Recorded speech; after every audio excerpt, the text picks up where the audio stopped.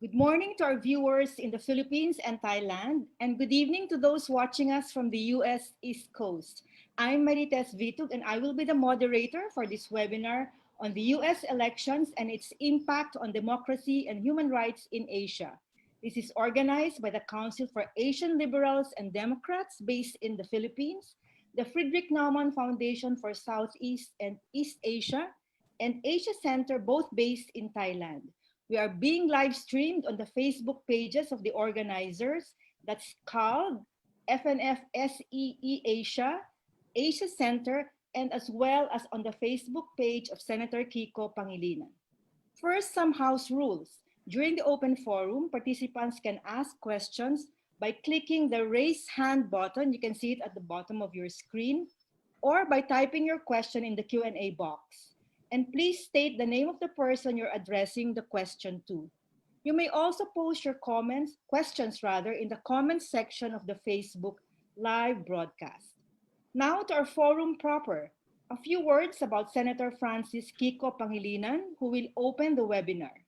Senator Pangilinan is chairperson of the Council for Asian Liberals and Democrats, president of the Liberal Party in the Philippines, and a leading opposition figure in the Philippines.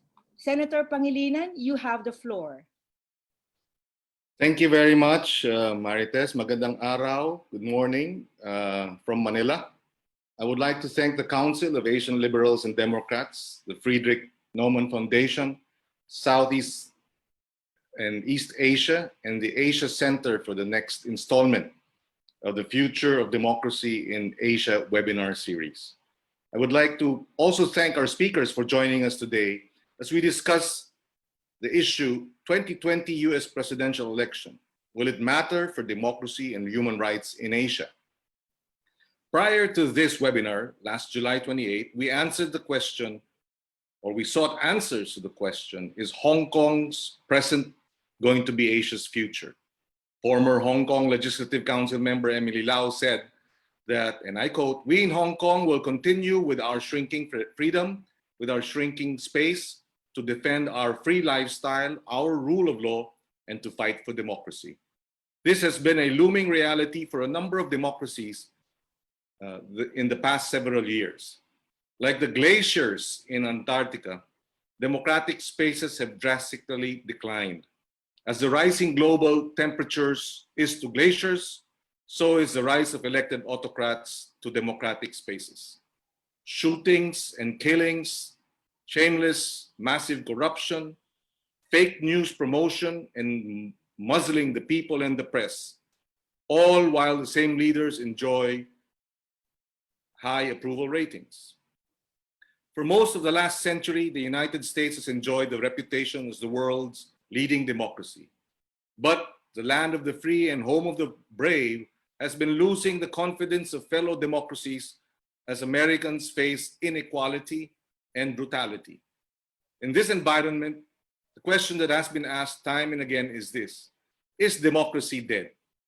One of the hallmarks of democracy is the duty and privilege of all adult citizens to choose their leaders in an election that is open, free, and fair. 2020 marks a rather challenging year to hold an election. Aside from participating in a major democratic exercise, the United States is also battling a pandemic that has affected over 27 million people worldwide. It is said that when America sneezes, the whole world catches a cold. So what does it mean for the world when the United States leads in the number of COVID-19 infections at 6.3 million cases as of September 8, when almost 190,000 people have died from COVID-19, when 20 million Americans and counting have lost their jobs, when 3.3 million businesses have had to close shop? Without the pandemic, politics in the world's only remaining superpower would have sucked in most of the world's attention. We would have witnessed vigorous campaigning, furious debates, and packed conventions. Nevertheless, the pandemic cannot relegate us Asians as mere spectators in the horse race narratives of US elections. In more ways than one, we will be impacted by how American people will select the president who will be charged with ending the pandemic's reign of destruction, dealing with its aftermath, and leading the nation's recovery from its slide to authoritarianism. The Trump-Biden contest is more than a test of US democracy. While scientists have long rung the alarm bells for concerted global action on the climate crisis, the pandemic has made sure that we all realize that we are all connected. In this webinar, we will try to predict the impact of the outcome of the November electoral contest in the US on how we will be regarded here in Asia, on how the choice of an estimated 156 million American voters for president will impact the exercise of democracy and the protection and promotion of human rights of over 4.6 billion people in Asia, especially the 670 million in Southeast Asia. The US 2020 presidential election presents a crucial juncture on how we will survive as a species. Everyone needs to learn the lesson that one, we are all in this together. And that two, democracy and human rights are the universal principles that will help us out of all this mess. Thank you and good morning. Thank you, Senator Pangilinan, for setting the tone for this webinar. May I now introduce our panel of speakers and reactors in the order in which they will speak. Joining us from Washington, D.C. is Manpreet Singh Anand, former Deputy Assistant Secretary of State for South Asia during the Obama administration. Currently, he is the Regional Director for the Asia-Pacific region at the National Democratic Institute. He will speak on the subject of continuity and change in American foreign policy towards Asia, a comparison of Trump and Biden. David Timberman joins us from New York. He is Director for Asia Programs at Freedom House. He's an old Philippines and Southeast Asia hand, having written books and articles on this part of the world. David has worked with the Asia Foundation, Asia Society, USAID, and the National Democratic Institute. His talk will be on the next American presidency, implications for democracy and human rights in Asia. Our reactors are Mu Sokua. She joins us from Rhode Island, where she has been on self-exile for more than 2 years. Ms. Sokua is the Vice President of the Cambodia National Rescue Party and former chairperson of the CALD Women's Caucus. She's also a former member of parliament in Cambodia, and she was a member of the cabinet as well in the late 80s as Minister of Women's Affairs. James Gomez joins us from Singapore. He's Regional Director of the Asia Center in Thailand and Malaysia. He's a political scientist and human rights specialist. And in the last 25 years, he worked for various international NGOs, intergovernmental organizations, universities, and think tanks. In July 2020, James was a candidate of the Singapore Democratic Party in his country's parliamentary elections. The speakers will have 10 minutes each. So let's start with Manpreet. Manpreet, you have the floor. Well, thank you so much. And I want to thank the organizers of this event for inviting me to speak. It's an honor to be speaking alongside these other distinguished panelists as well. Just at the outset, I'd like to make it clear that I am speaking in my personal capacity. I'm not speaking on behalf of any organization and certainly not any campaign. Of course, that doesn't mean I don't have my own biases, which I think will come out to be very clear in the next few minutes. But what I thought I would do in these 10 minutes is three quick things. First, I think it's important to take a step back and examine President Trump's foreign policy for what it is and what it has been. Second, I'll talk through what Vice President Biden has said he would do within an affirmative and progressive foreign policy agenda. And then third, I'll discuss some specific things that I think we can look forward to in a Biden administration that would inform his policies towards the Asia-Pacific region.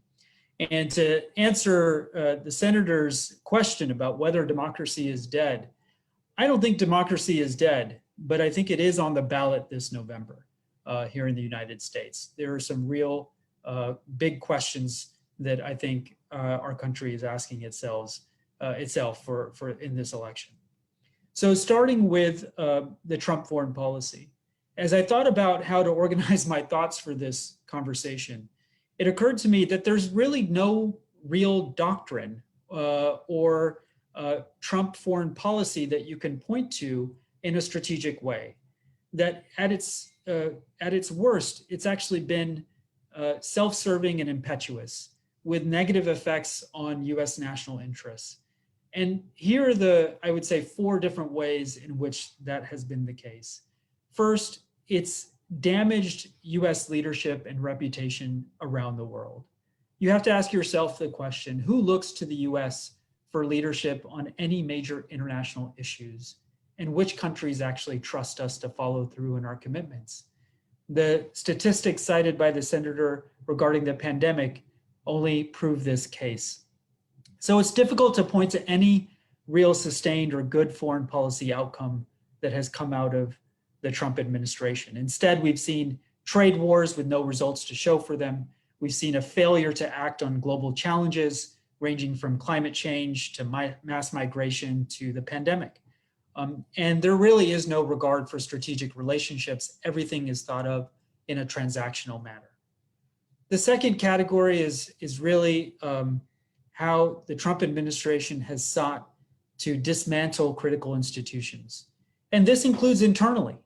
The basic US foreign policy apparatus have been attacked, including career diplomats and officers.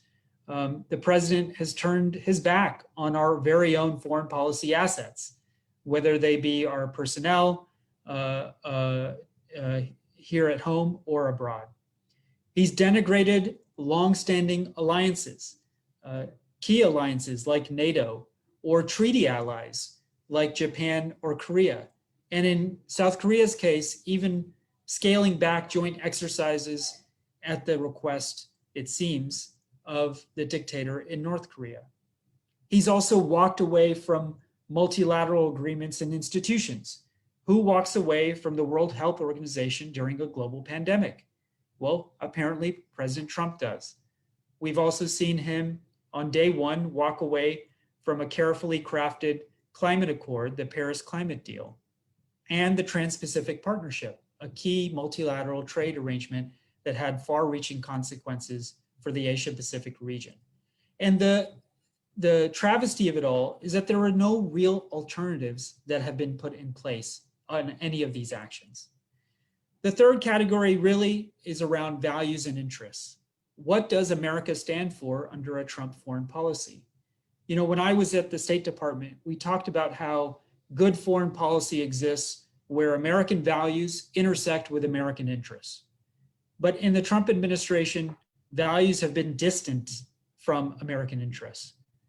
And unfortunately, the president has not been a champion for democratic values, instead cozying up to dictators and revealing his own authoritarian tendencies. And that gets me to the last category. It really is uncanny how President Trump is using the same authoritarian playbook within the United States, concentrating executive power, trying to co-opt elites through patronage or punishment, inflating or inventing threats so that people feel afraid and therefore gravitate towards strongmen, otherizing people of color or people of different faiths or people from different countries. And now, unfortunately, we even see it in election manipulation, defunding the Postal Service during a pandemic and spreading misinformation day in and day out. Now, this paints a pretty gloomy picture. So let me turn to what I think of President Biden would do to try to create the right enabling environment for a positive foreign policy agenda. First, I think he would have to restore American leadership for democratic values. It will have to be a foreign policy that is centered on democracy. Second, I think he'll look to revitalize strategic relationships with treaty allies and partners. We know the world does not organize itself, and the US can play a critical role, as it has done in the past, to show leadership in areas that otherwise more malign actors will seek to fill the vacuum. I think that Vice President Biden believes strongly in US leadership, but in a very different way than President Trump. one that will place a premium on international collaboration and cooperation to address global challenges. Third, I think he'll look to rebuild the foreign policy foundation in the United States, the diplomatic corps in particular. And fourth, he will have to recreate economic opportunities for Americans through pro-growth and pro-poor policies so that they can inform much of our foreign policy agenda. Just talking about specifics in the last couple of minutes that I have, Vice President Biden often says, the US should lead by the power of our example, not just the example of our power. And that means starting with key policies at home. That means ending the cruel and bigoted policies that have sought travel bans on the basis of religion or put kids in cages on the basis of their country of origin. That means stop talking and acting like the press is the enemy of the people. That means not running roughshod over our systems of governance and democratic institutions and checks and balances and democratic norms. That means criminal justice reform and voting rights and rooting out corrupt practices and the systems that enable that type of institutionalized corruption. He will have to put corruption as a core national security issue, and he has talked about doing just that. So it will be a foreign policy that is driven by democratic values, social justice, innovation, and economic security at home, so that we can get our own house in order, because the world is watching to see if we are willing to lead again. That also means that it will be prioritizing those foreign policy issues that have been ignored and mobilizing partners to address those global challenges. And in the last minute, I'll just tick off a few of those. Health security, of course, because of the pandemic, climate change and climate security, nuclear nonproliferation, and yes, of course, confronting China. Now here, I think that we have to talk about an American position towards China from a position of strength by restoring kind of the fundamental values of America. It's not about competing with China in a new Cold War. It's actually about having a more balanced space with China, where we can cooperate where possible, compete where advantageous, and counter where necessary. I know that these seem like geopolitical choices, but they're not. They're choices between democratic values or authoritarianism, choice between rule of law or rule by dictator, and a choice about economic opportunity for all or economic largesse for those in power. These are the choices that are on the ballot in November. I look forward to the rest of the panelist discussion. Thank you. Thank you, Manpreet. Next speaker, David, please, it's your turn. Great, okay. Great, thank you, Mary-Tess. And thanks to, let me also express my thanks to the organizers. It's a genuine honor to be included in this program, in part because it involves a few old friends like Mary-Tess, but also because of the other distinguished panelists, Senator Pangilinan, and of course, Vice President Robredo when she joins us. As someone who spent a lot of time in the Philippines, I just wish I could be doing this in Manila rather than here in New York. By way of brief introduction, for those of you who aren't familiar with Freedom House, we're a nonprofit and nonpartisan, non-governmental organization founded in 1941, one of the earliest human rights organizations in the US, with the goal of supporting human rights and democracy globally. We do this through a combination of research, such as our annual Freedom in the World report, which is pretty widely known, advocacy, but also providing support to human rights defenders and capacity building to civil society in countries around the world. I've been asked to address the implications of the next American presidency for democracy and human rights in Asia. And I think what I have to say will complement what Manpreet just said, in that I think I'll be able to bore down a little more into sort of American interests and capabilities, and perhaps how some of this relates more specifically to Asia. So as we know, in the US and elsewhere, who's president matters hugely. I mean, we've seen that in the Philippines, we've seen that in the United States, we've seen it in lots of places. But rather than focusing on the two individuals vying for the presidency in the US right now, I think it might be more useful, if perhaps a little less colorful, to offer a simple framework for understanding the different ways that presidential administrations can influence democracy and human rights, particularly, I mean, generally, but particularly in Asia as well. So hopefully this framework, which I'm about to just describe quickly, will enable the listeners to understand the key components of what's really a bundle of things that determine the US government's policies with regard to democracy and human rights. So my framework has 5 elements to it, some of which Manpreet's touched on. They are, first, what the US government's perceived geopolitical interests are in the Asia Pacific. Second, the extent to which America is still an exemplar or a model for democracy and human rights. Third, presidential rhetoric concerning democracy and human rights. Fourth, the resources that an administration has available to support democracy and human rights. And lastly, the tools that an administration has to use to support democracy and human rights. So going from the rather broad to the quite specific and instrumental. I'll comment briefly on each of these and then conclude by identifying what I see as a few changes that there might be if there's a new presidential administration. So first, on the US government's perceived geopolitical interests, as Manpreet mentioned, clearly countering China's growing influence in Asia and globally has become a central concern of US national security policy. As a result, the US government has not pressed strongly, at least not publicly, for greater democracy and human rights in countries like the Philippines, Vietnam, Bangladesh, and that's just to name a few. Personally, I don't see the geopolitical perspective changing fundamentally under a democratic administration. I think I disagree here with Manpreet. So I suspect we'll continue to see a desire on the part of the US government to maintain good relations with semi-authoritarian governments if that's considered to be in the national security interest.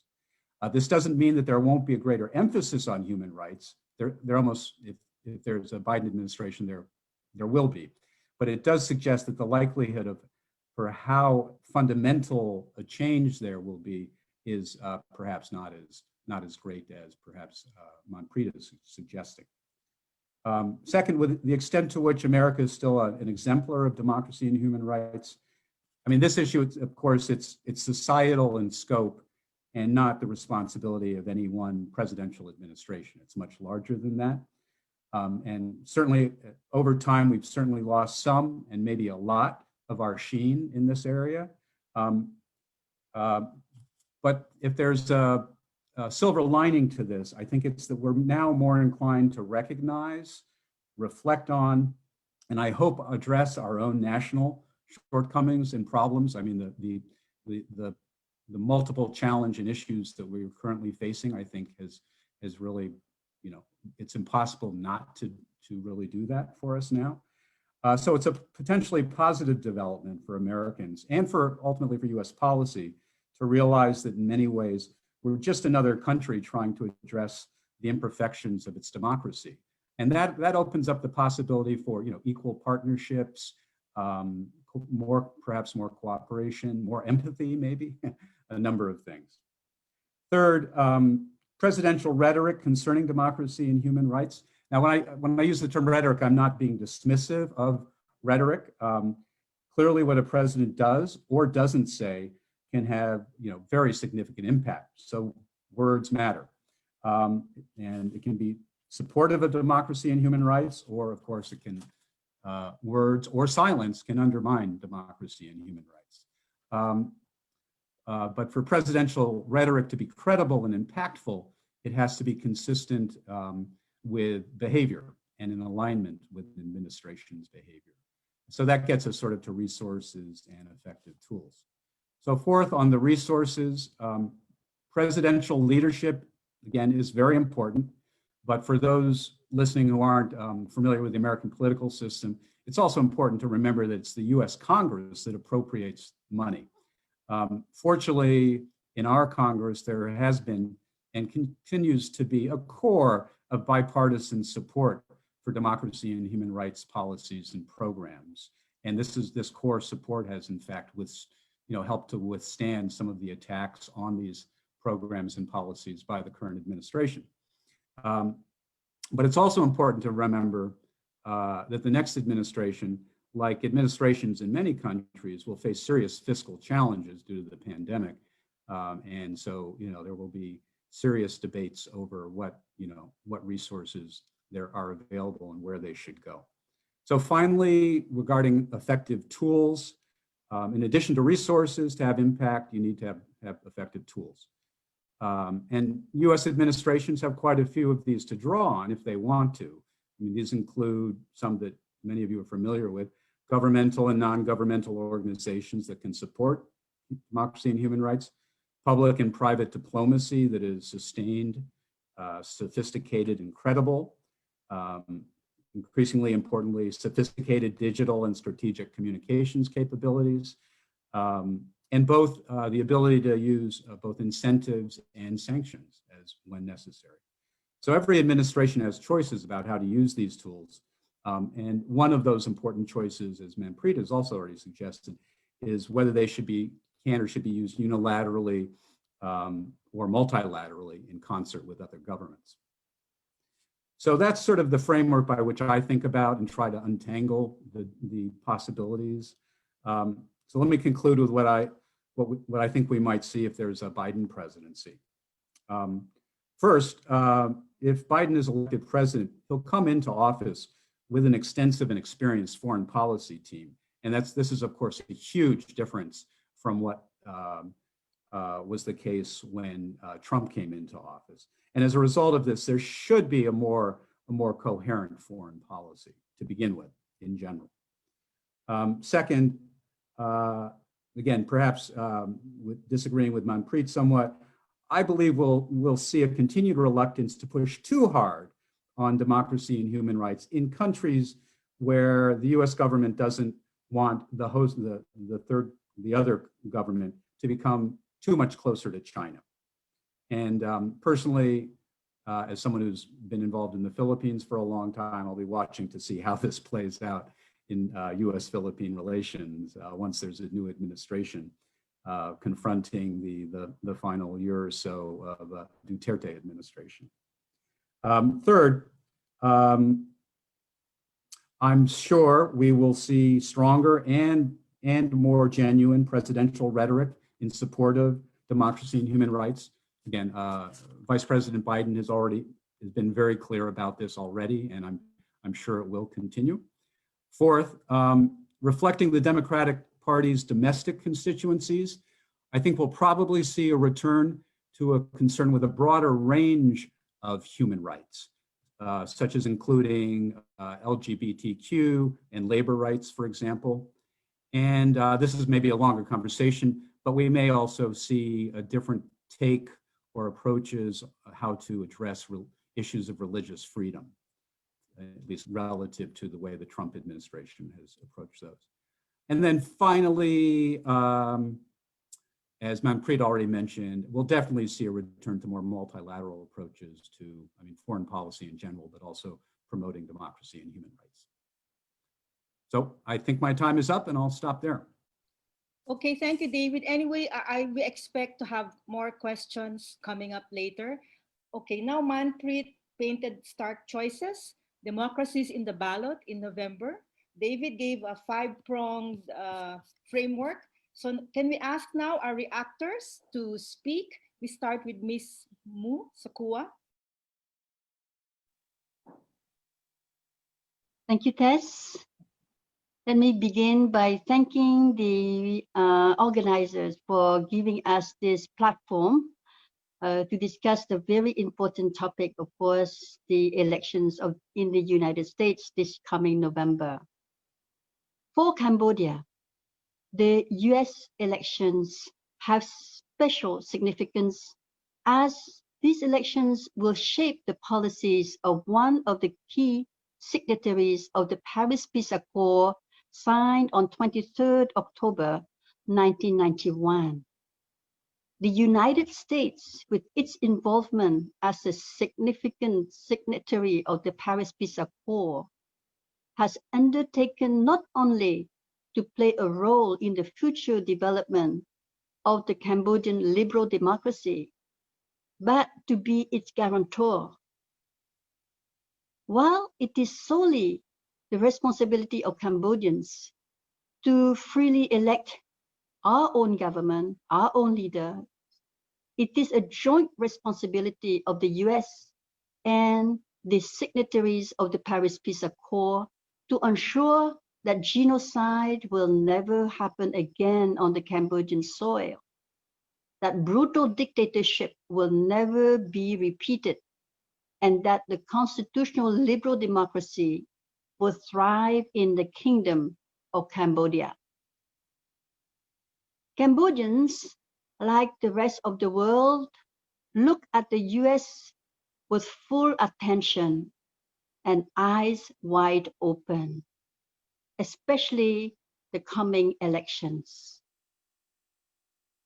We want to see the White House as we have known it in the history, being the great defender of the core pillars and institutions of national democratic values, from respecting freedom of the press to protecting and securing the sacred right to vote, to upholding judicial independence.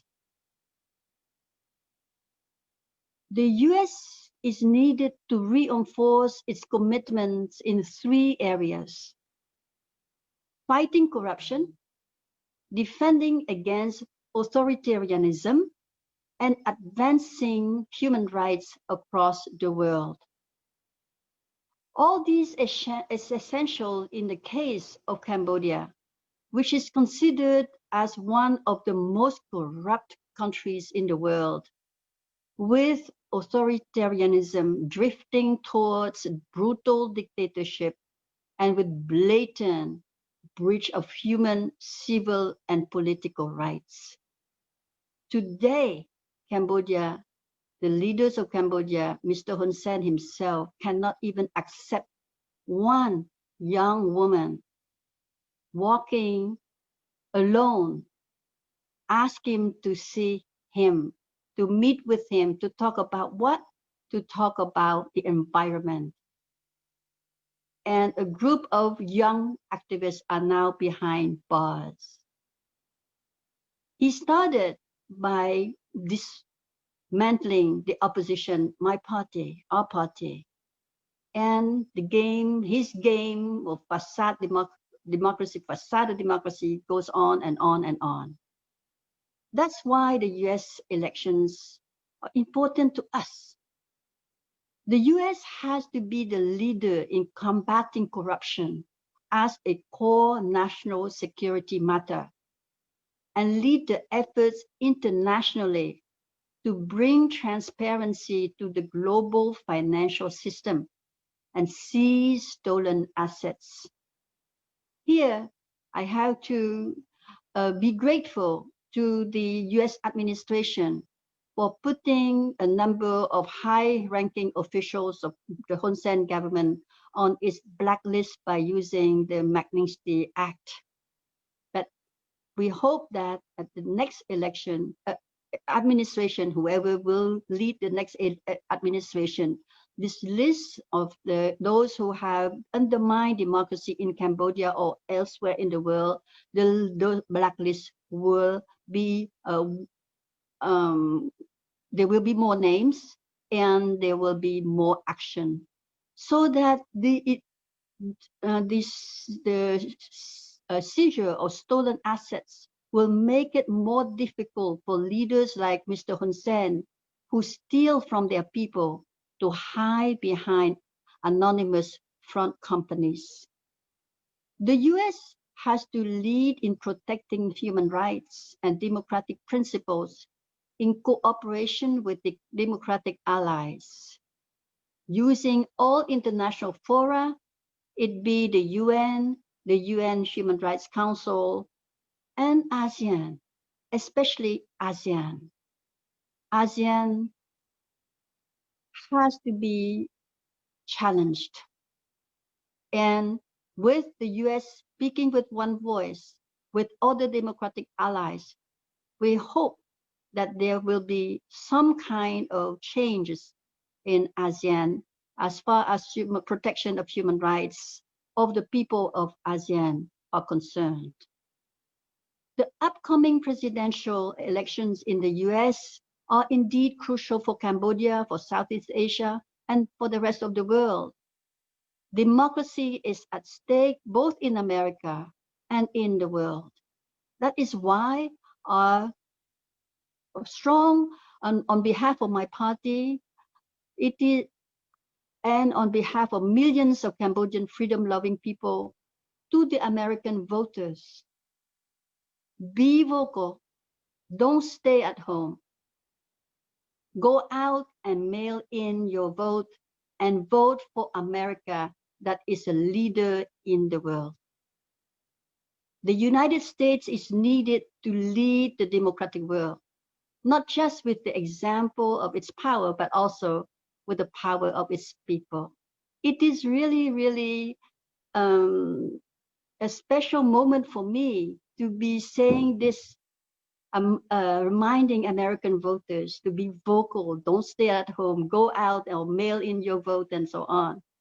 As a Cambodian, as an opposition, as a leader, a political leader, because of the fake or so many fraudulent elections in Cambodia and all the parts of the world, and the world is very anxious about what is going to happen in the elections in the United States this coming November. Finally, 2020 elections is a defining moment for the American people to make a choice not just leadership, but for America to find a direction together, to find common ground, to deal with the real dangers that are challenging the core values of the American people, regardless of race, religion, or sexual orientation. I was speaking as a Cambodian leader, politician, but I am also an American citizen. So I am an exile in America, a free country. Now it is also my responsibility to act as an American, because my vote will count, because America gave me a chance to have an education when I came here in 1975 as a student. And now America is asking itself the very defining question: what is democracy? I thank you for your attention. Thank you, Ms. Musokua, voice from Cambodia, yet you understand US politics very well. So may I now call on our next reactor, James Gomez. Yes, thank you very much. My perspective will come from the work that we do at the Asia Center. Asia Center undertakes evidence-based research to help its partner realizing directions for programming, such as capacity building for stakeholders, as well as advocacy campaigns to influence policy decisions. Our natural partners are the UN and its different agencies, INGOs, CSOs, parliamentary or political party networks, as well as academic institutions. Today, I have a slide. If I may be allowed to share the screen briefly. I have 4 points here. I'm unable to share the slide, so if the organizers can help.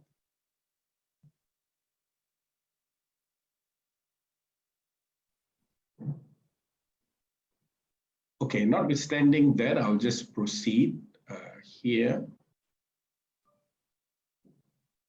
So I have four comments that I want to share, or 4 areas that require attention in Southeast Asia.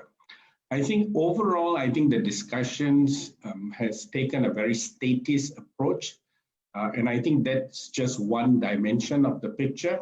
So I would like to sort of also think about some of the non-statist approach and how that is important for democracy and human rights in Southeast Asia. First of all, I think we do have the free and open Indo-Pacific policy around shared values on how we organize free and open societies.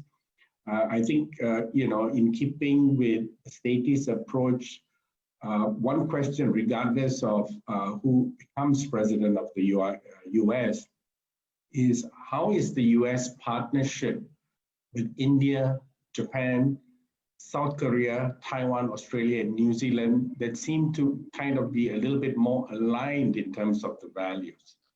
In particular, I want to point out South Korea and Taiwan because they have in the recent years been convening meetings and supporting civil society in particular.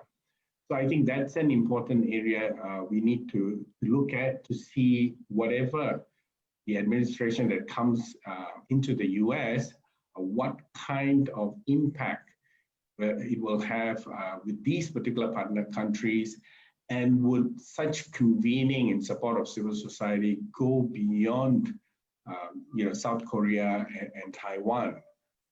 Secondly, it is expanding again on Indo-Pacific area, expanding track 2 involvement. Now, the US and Taiwan have the Indo-Pacific Democratic Governance Consultation. We have seen in the last year that track 2 involvement has been integrated. It includes track 2 participants beyond the US and Taiwan. It actually brings in participants from the larger Indo-Pacific region. Can these consultations again move beyond Taiwan, at least in the first instance, also consider South Korea? And really naturally, it also looks at whether the Philippines can play a role, which it has traditionally been a country where civil society meetings have been convened. So that's the first area. Secondly, what are the key democratic and human rights issues for the region?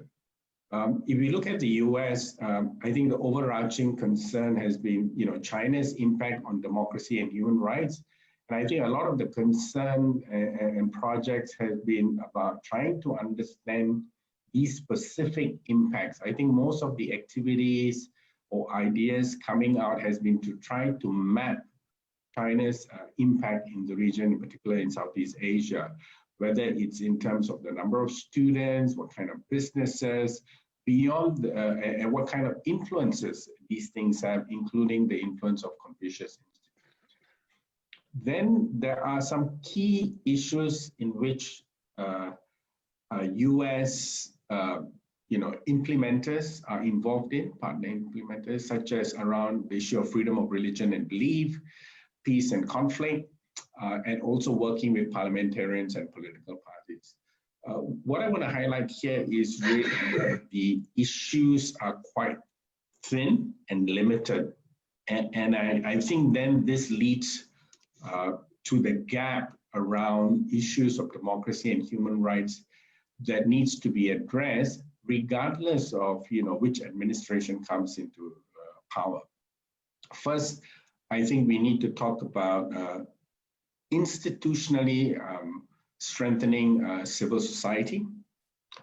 2, issues related to freedom of assembly and association, issues related to freedom of expression, and of course, COVID-19. I think what the COVID-19 issue brings to the fore is the kind of impact crises in the region have had on democracy and human rights.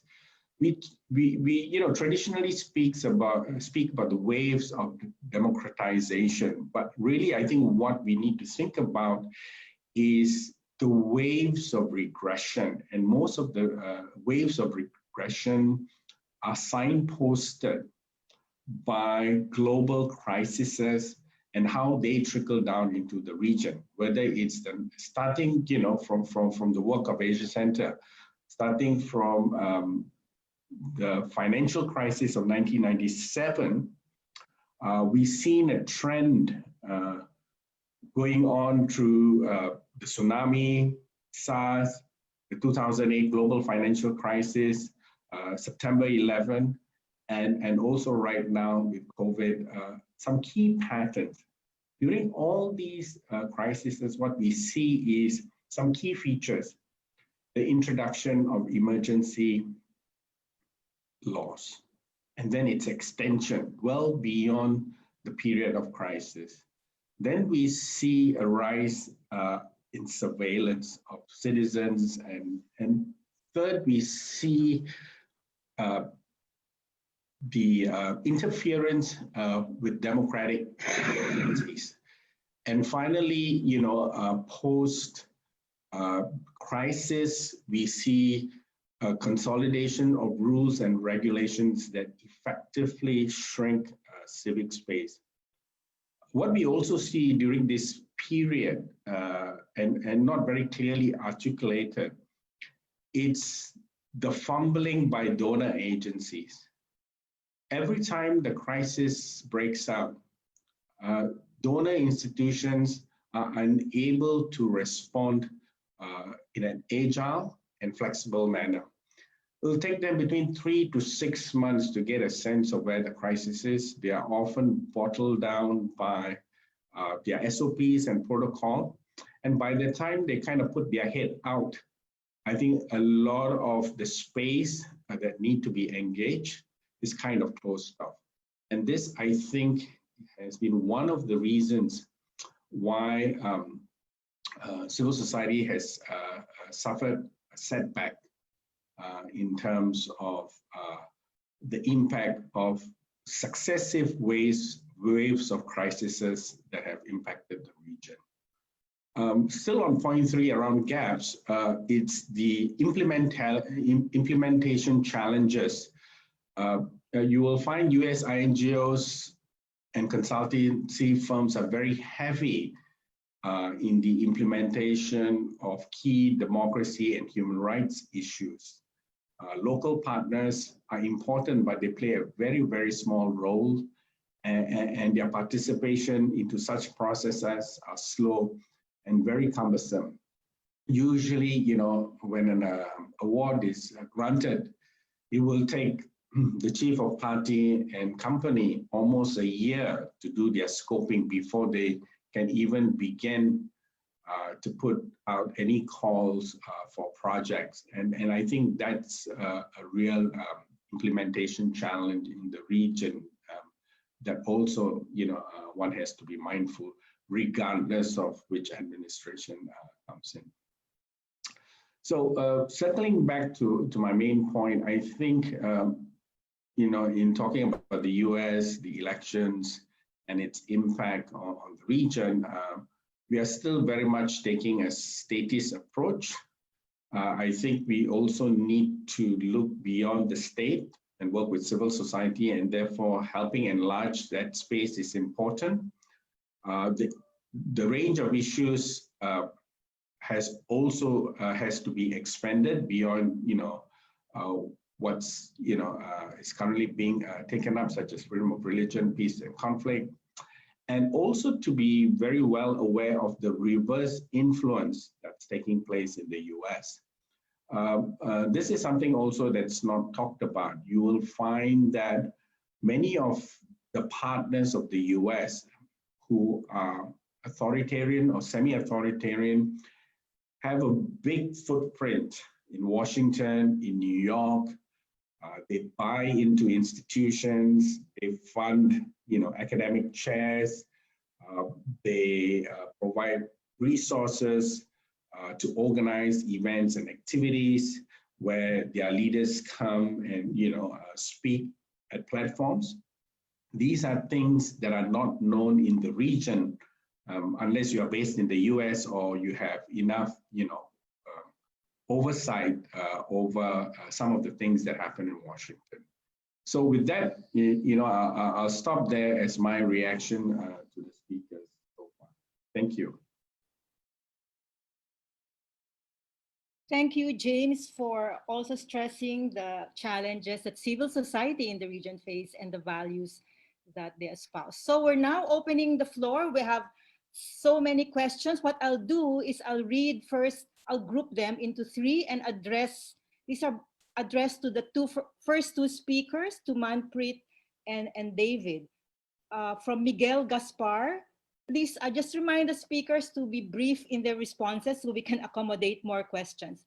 From Miguel Gaspar, with Joe Biden introducing on one of his platforms called Green New Deal, when it addresses inequality, segregation, and the environment simultaneously, how would this platform affect relations with the Philippines? And the second and third questions are, do you think a Biden win would favor the Philippines and put a full stop to the China pivot of the Philippine government? And the third question also says that Manpreet and David seem to assume that Biden will win the elections. And what if Trump manages to win the Electoral College? What then for the relationship and dynamics in Asia? So three questions first for Manpreet and David. Thank you. Maybe I'll take the last one and leave the implications on the Philippines to Dave, given his longstanding experience. But you're right. We didn't really talk too much about what would it look like if the president is reelected. And it's hard to say. I mean, I think because there has not been a strategic outlook on the Trump administration's foreign policy. It has been erratic, at times self-serving, at times personality driven. It's hard to say what direction it would take, other than we can expect to see more chaos. We can expect to continue to operate in a world where US leadership takes a back seat, where authoritarians feel emboldened, and where democratic values are run over by transactional and otherwise self-serving interests from the president himself. And so it's a bit of a bleak picture in my mind, including for our longstanding allies and partners in Asia.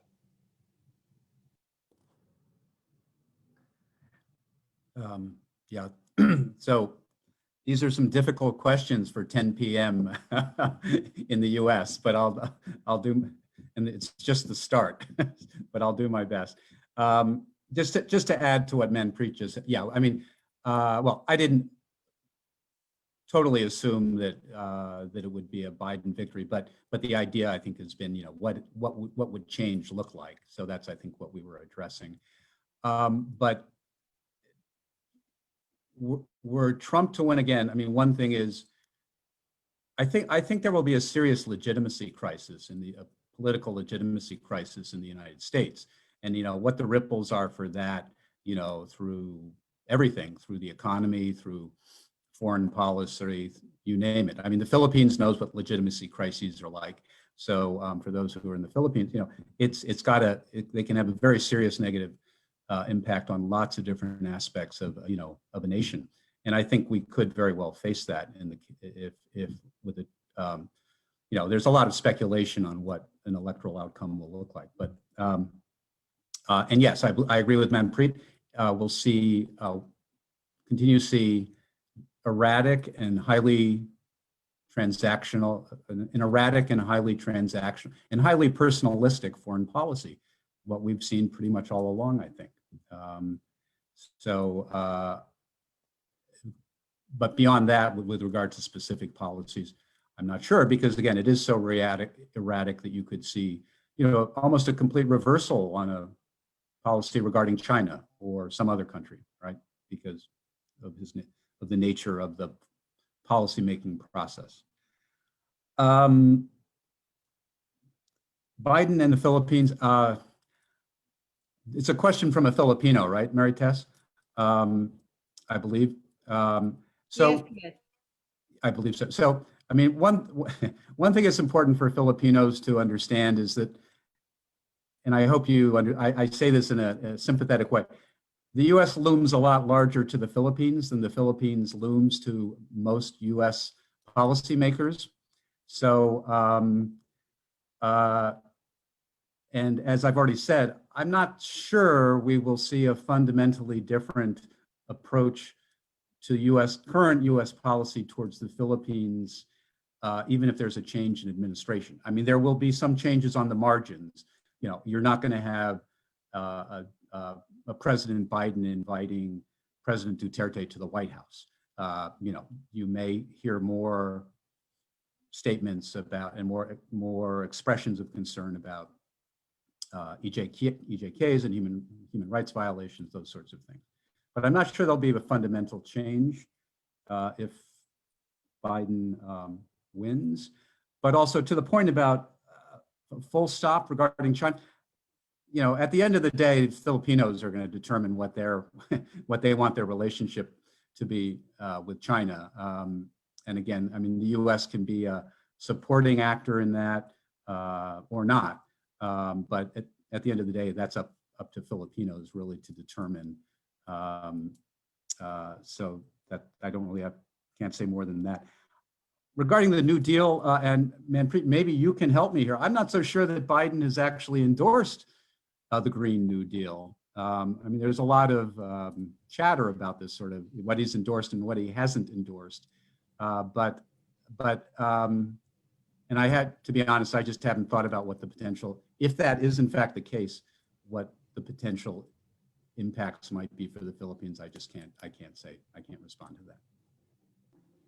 Well, maybe I'll just make a quick comment on that. I think perhaps not the legislation of the Green New Deal, but Vice President Biden and Senator Sanders came together after Vice President Biden was the presumptive nominee for the Democratic Party and put together a number of joint working groups to look at a number of public policy issues, one of them being focused on climate, and many elements of the Green New Deal were incorporated within that platform. So perhaps that's what the questioner was referring to. But I agree with you, Dave. It's too early to tell how implementation of such a broad policy imperative will actually affect specific countries, other than to say that climate will be front and center as a main foreign policy priority under a Biden administration in a way that it has been just completely absent, and actually worse than absent, it's been denigrated by the Trump administration. So I think we could look forward to actually having a true partnership in dealing with this existential crisis for the globe. Okay, thank you. I will read two questions on China, and then after which I will direct questions to our two reactors. The first question on China comes from Emily Lau in Hong Kong. She would like to ask the speakers about, I think this refers to Manpreet and David, President Biden's policy on People's Republic of China. Because some people are saying that Biden would be much softer on the Chinese Communist Party in areas of human rights and rule of law because his son's business interests in China. But they also fear the Democratic Party is also soft on the CCP's violation of human rights. Is this perception wrong? And then there's one more China question from Axel Matriano. The Chinese Communist Party is violating human rights in Tibet, Xinjiang, Inner Mongolia, and Hong Kong. Shouldn't the US sanction the Chinese economy, as their rise can cause a threat to democracy? So two China questions for our speakers from the US, and then I will direct questions to Ms. Sokua and James. So who goes first, Manpreet? Sure. On the first question, let me answer it this way. there has been a real effort to spread misinformation by the Trump campaign about Biden's response or supposed response to China or his approach towards China if he were to get elected. This comes from an effort, a well-orchestrated effort to try to create both fear and distraction. Fear towards China and the Chinese people, which has translated into some really disgusting xenophobia and xenophobia acts actually within the United States, but also a distraction to try to distract from the real failures that the Trump administration has had in responding to the pandemic, and therefore trying to blame China for the inadequate response that the United States has had to the pandemic. So the kinds of comments that are made in that question, or the assumptions or presumptions that are made in that question, really stem from an active misinformation campaign waged primarily by the Trump administration and his supporters. Trump campaign, I'm sorry, let me clarify, Trump campaign and his supporters. The second question I didn't quite get, maybe I'll turn it over to Dave and I'll try to read it in the Q&A. Sure, thanks. Yeah, I agree with what Manpreet just said, but in addition to that, there's been in my view, a fairly fundamental sea change in views both in the among Americans, but also among American political leadership, about how to think about China and the threat or threats that China poses, or challenges that China poses. And that's a shift that has taken place among, certainly some elements in the democratic foreign policy, establishment as well. I mean, I think there are debates among democratic foreign policy experts on, this huge, very difficult challenge, a question of how to manage, how to engage with China. So that's just a large, difficult challenge. But being soft, I mean, I'm not really sure that being soft is really even an option for anybody these days because of this something of a political shift.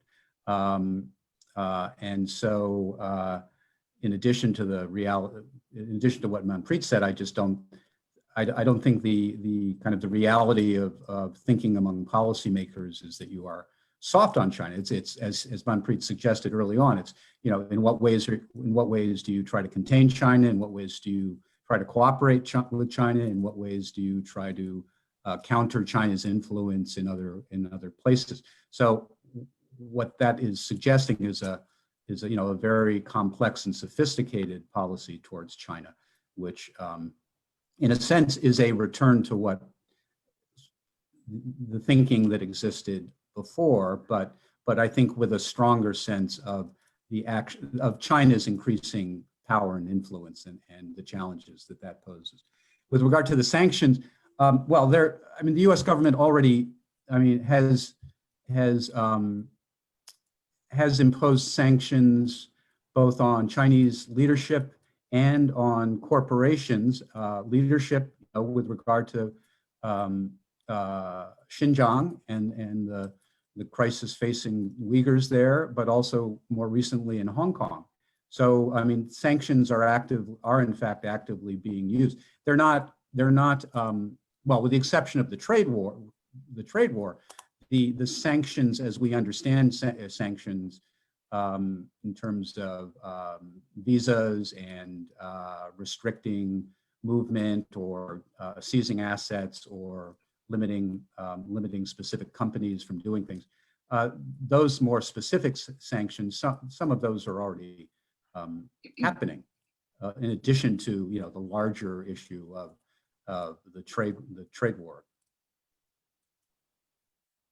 Okay, David, you're done?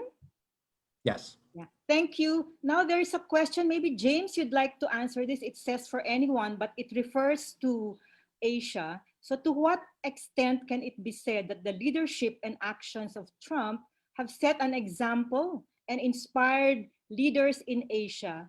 And would a Biden presidency be able to rectify such tendencies and restore its past standing in the region? And there's a question I would like to read for Ms. Sokua. Given that some ASEAN member states are leaning towards the leadership of China with regards to the economy, how do you think the US under Biden or Trump will persuade the organization to go towards the US? So that's one question for James. And I think the final question for Ms. Sokua if we run out of time. Okay, thank you very much, Marites.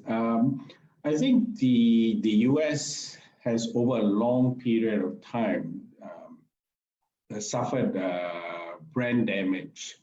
So, and I think even if Biden comes in and there's a shift to multilateralism and other approaches in relation to issues of democracy and human rights, it's a brand damage that will take some time to repair. So I think that's the first position.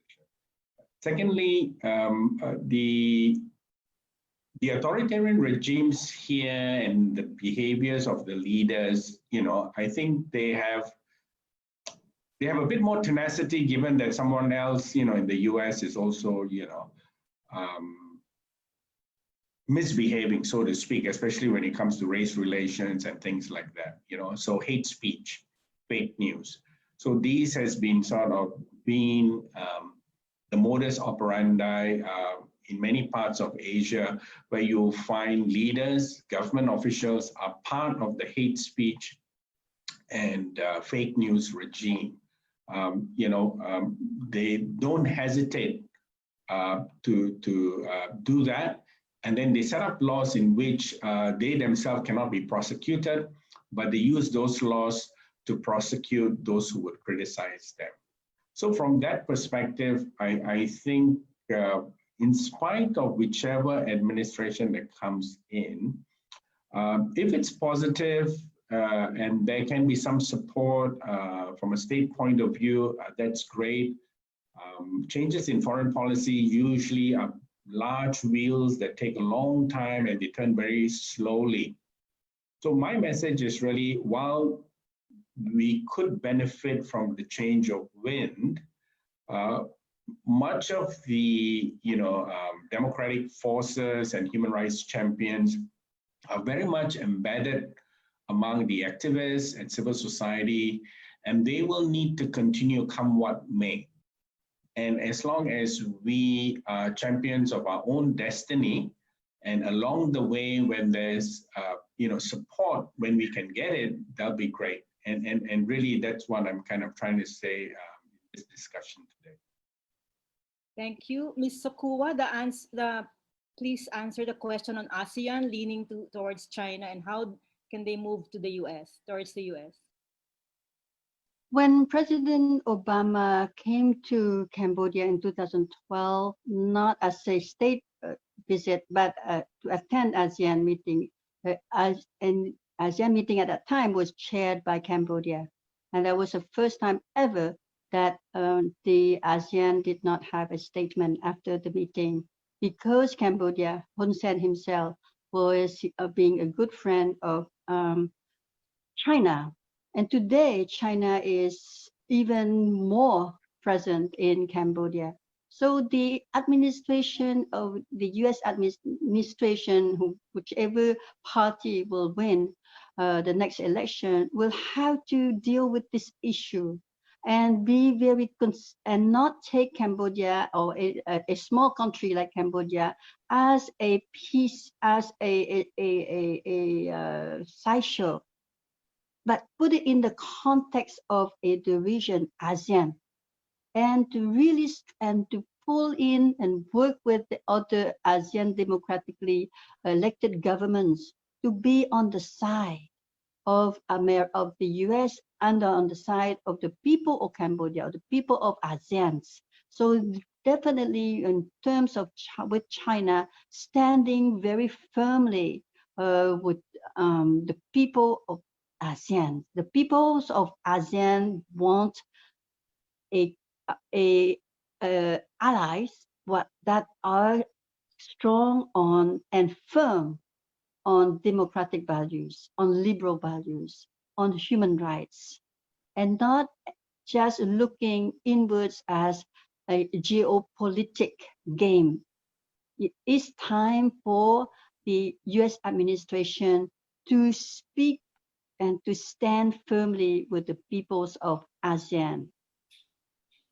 Thank you, Ms. Sakuwa. We have time for one last question. So maybe the speakers can answer the thousands of questions in writing. Let me just take one final question, both for Manpreet and for David. This is from Butch Abad, former Philippine Budget Secretary. His question is, won't the influence of progressive Democrats like Senators Warren and Sanders, which has pushed Biden to the left, would they have a significant impact on his foreign policy, particularly human rights and democratic development, in case he wins the US presidency? So, sure, I'll take a quick stab at that. So I think a progressive domestic agenda will drive changes in foreign policy, but perhaps not for the reasons people immediately think about. You know, a big mantra that Vice President Biden has used in his campaign has been "Build Back Better," in an effort to talk about how issues of economic disparity and inequality, issues of social injustice, issues of immigration are going to be addressed through a more comprehensive way that are based on fundamental American values of equity and opportunity for all. And I think having that type of domestic agenda will absolutely inform a US foreign policy agenda under a Biden presidency. And that will have knock-on effects in the way in which democracy and human rights issues will be formulated in US foreign policy. So I think that's the connection that we ought to be looking for. okay, David.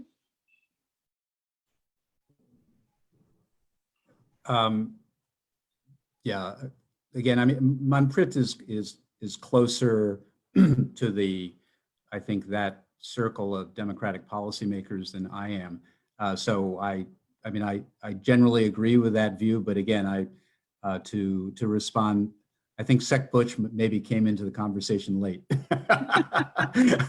But to respond, I still think that there are other long-standing US national security interests. And I'm not saying that this is a good thing, to be very clear. I'm just saying if you look, I mean, take, for example, the history of the US-Philippines relationship, it has always been, the core dynamic to it has been the security relationship. Whether it's, you know, the US bases or combating violent extremism, it's always been about principally about the security relationship. And so it's difficult for me to imagine that some of the sort of the more realpolitik national security interests will not still be very influential. Now, I hope Manpreet's correct, and that, you know, that kind of there's a reframing, a reformulation of what U.S. national security, you know, what U.S. national security interests are in Asia. I would welcome that as somebody who's been involved in supporting democracy and human rights for a very long time. But if you look at the concern with trying to counter Chinese influence in a number of countries across the region, in order to do that, in a number of instances, it seems that the US government has decided that it has to prioritize basically good relations with the government, whether that, as I say, whether that's the government in the Philippines or in a country like Vietnam, or Bangladesh, to prioritize sort of stable relationships with those governments and de-emphasize, a very, at least public, and again, I underscore that, at least public, initiatives to strengthen or to support human rights and democracy. Thank you, David. It was a very rich discussion. We could not answer all the questions. May I now call on Congressman Francis Gerald Blue Abaya, CALD Secretary General and member of the House of Representatives of the Philippines, to introduce our keynote speaker. Thank you. Abaya, Thank yes. you, Marites. Our esteemed panelists and guests, it gives me great pleasure to introduce our keynote speaker for this webinar. She is the glue that holds the Liberal Party of the Philippines together. She spent the early parts of her legal profession directly working for and representing the poor and the marginalized. This experience has honed not only her legal skills, but also her developmental perspective, one that seeks to lift the condition of the majority of our countrymen who are in the fringes of society. She was an indispensable ally and equally of her husband, the late Jesse Robredo, considered by many as the most exemplary local government official of our country that has ever produced. When public governance beckoned to VP Leni, she pursued her mandate with the same passion and dedication that marked her years as a human rights lawyer. Her one term as Congresswoman outlined her strong advocacies in the areas of participatory governance and transparency. She is one of the staunchest supporters of the Freedom of Information Act, as well as the author of such measures as the Full Disclosure Policy Bill and the People Empowerment Bill, which sought to allow more participation from Filipinos in decision and policy making. In the 2016 elections, she heeded the clamor of the people for good governance and, against all odds, mounted a national campaign in which she started from the bottom of the surveys into eventually and inevitably getting elected as our second woman vice president.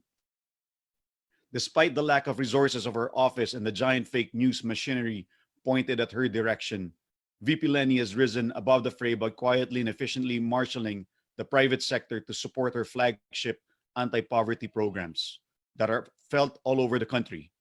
Her office has also single-handedly shown to everyone that the right policies and the effective use of meager resources can help in a grand manner. She has complemented the lack of government direction during this pandemic by providing essential services to our people, and most especially to the neglected frontliners in this COVID-19 crisis. As our chairman in the Liberal Party, we're very proud to associate ourselves with her brand of leadership.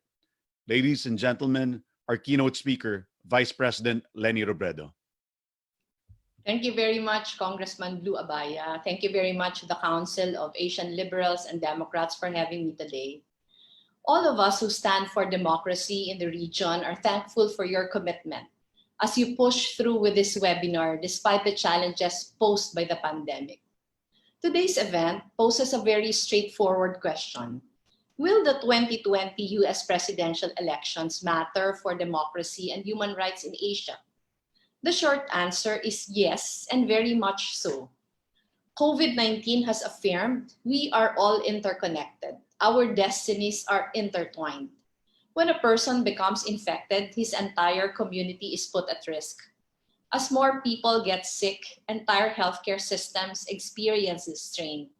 Businesses are forced to fold, jobs are lost, people grow hungry. The national economy plummets, and governments are left with few resources to address problems that begin to stack one on top of the other. And while this reality has only become starker due to the global health crisis, its philosophical underpinnings hold true for so many other aspects of our lives. Nowhere is this more evident than in the discourse on rights and freedoms. When rights and dignities are violated somewhere, we inch closer to rights and dignities being violated elsewhere. Tyrants become even more emboldened.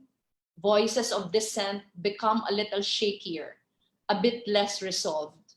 When lies are spoken from pulpits of power, when children are seeking refuge or caged, when knees are pressed unto the necks of innocence, and those in power respond by stoking further fear and division. When all of this happened in what was long considered the brightest beacon of democracy and the mightiest nation on earth, then an ominous message is sent. It can happen there. It has happened there. It can certainly happen in places where democracy is much more fragile. There is no doubt that the right-wing rise to power is a global phenomenon. Fueled by disinformation, populists tap into long-simmering fears and anxieties and paint the specter of the malevolent other. Immigrants, for example, are so-called oligarchs or drug addicts. They maintain the architecture of disinformation, further normalize aggression, and dismantle structures for truth-telling and civic discourse. They harass, jail, or even kill dissenters to stoke fear in the ranks of the opposition. They surround themselves with sycophants and weaken public institutions, further entrenching themselves in power. Populist leaders are winning elections, paving the way for others like them to rise elsewhere. Scholars have a name for it. We are going through a democracy recession as developing countries lean towards authoritarian rule. According to the 2019 Democracy Index, the average global score for democracy has been on a downward trend in the last few years, with 2019 being the worst on record since the index was first produced in 2006. Democracy has lost its footing in different parts of the globe. In some countries, the gap and distrust between government and its people continue to widen, and civil liberties such as media freedom and freedom of speech are on a steep decline. Liberals and Democrats the world over evidently face an uphill battle. And so when rights-based democracy triumphs over populist authoritarians somewhere, then the pathways become clearer for everyone else. Whenever an effort to push back against populist authoritarianism is mounted, whenever one gains success, a pocket of hope is formed. The task now is to go beyond mere hoping, beyond mere rhetoric. We must look for such instances and parse them into concrete steps and strategies. What are the best practices? How did they campaign? How did they engage the people? What messages were articulated? In which tone? Through which channels? And by whom? When they fell short, what went wrong? And how can we avoid making the same mistakes? In Turkey, for example, the democratic opposition had a better than expected showing in their 2019 local elections, winning important mayoral and gubernatorial races. How did they achieve this? By aligning along a radical love strategy, eschewing high-minded politics for local concerns, avoiding the trap of angry and divisive discourse, and always speaking from a set space of commonality with humor and humility. In the United States, the Democrats have avoided fragmentation and factionalism and have spoken directly to sensible moderates who understand what is at stake. The verdict is still out, but the momentum seems very real. Our own party, the Liberal Party, and those allied with us know that we have reoriented ourselves towards the grassroots, opening up membership to more people from all walks of life, listening to their anxieties, aligning with their dreams, and empowering them so they can empower others as well. The process is still ongoing, but we continue to move forward. The results from the elections last May of 2019 and the challenges we continue to face only deepens our resolve to strive harder, engage deeper, and aim higher in doing the work that we do. To go beyond merely seeing the light at the end of the tunnel and actually taking steps to get there. Listening, learning, organizing, putting on our slippers and our sneakers, and rolling up our sleeves to be with our communities. Much work remains, and more of us are needed to do this work. But like it is elsewhere, the momentum is real, and we are determined to sustain it. CALD, along with its sister organization, FNF, have been among our staunchest allies in our efforts. Even in the time of the pandemic, I know that our partnership has become even stronger. You have been helping us reach out to and build communities, devise modules for online media literacy, and create spaces for truth-telling and civic discourse. This webinar is just one such space.